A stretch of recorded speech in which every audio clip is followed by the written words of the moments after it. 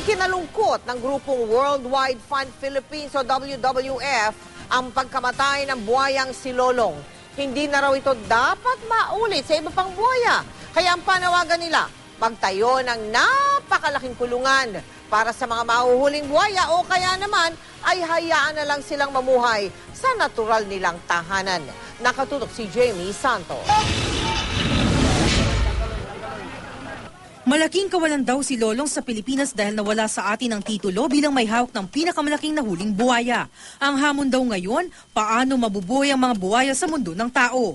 Ayon sa isang environmental group, hindi marunong kumilala ang mga buhaya. Ang importante lang daw sa mga ito ay mapawi ang gutom.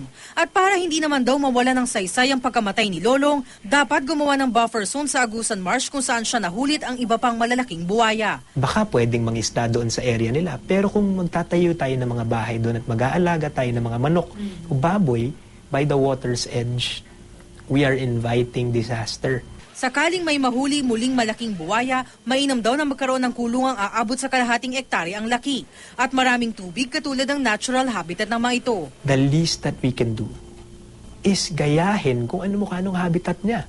Kalahating ektarya na mukhang swamp ang paglalagyan natin.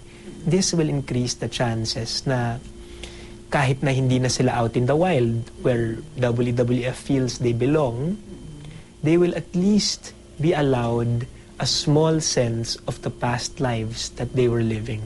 Pero pinakamainam pa rin daw ay hayaan ang mga buhaya kung saan sila nakatira. Sa pagkamatay ni Lolong na may habang 20.24 feet, naibalik kay Cassius ng Australia ang titulo bilang world's largest crocodile in captivity.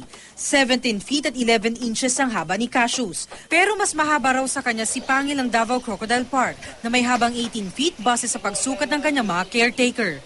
Pambato naman ng Palawan Wildlife Rescue and Conservation Center si Macmac, may habang 17 feet.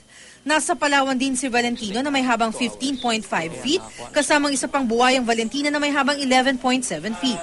Ang problema hanggang ngayon hindi pa sila nagbe-breed. Hindi namin siya silang pwedeng pagsamahin sa ngayon dahil mukhang may ibang kaligayahan na may ibang ka-date si Valentina sa ngayon dahil po nasa breeding pen siya. And si Valentino, busy naman po siya sa pag-i-entertain ng ating mga bisita. Inoobserbahan naman sa Protected Areas and Wildlife Bureau sa Quezon City ang buwayang si Indana na nahuli sa Sulu.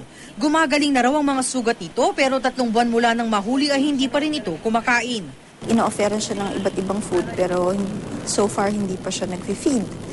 Plano na raw ng PAOB na isailalim sa blood testing si Indanan para malaman kung bakit hindi ito kumakain. Jamie Santos, Nakatutok, 24 Oras.